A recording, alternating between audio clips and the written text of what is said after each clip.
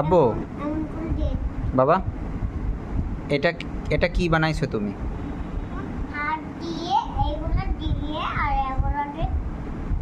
এটা এটা কি বানাইছো তুমি?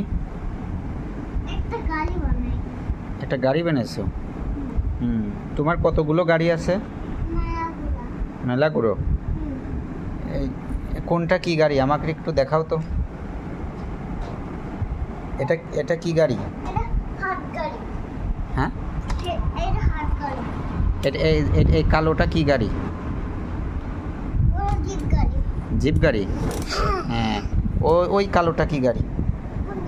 ওই যে ওই কালো, ওই কালো। হ্যাঁ, মোটরসাইকেল। আচ্ছা, আর কি কি গাড়ি আছে? ডবল ডিগার বাস মাজা আছে।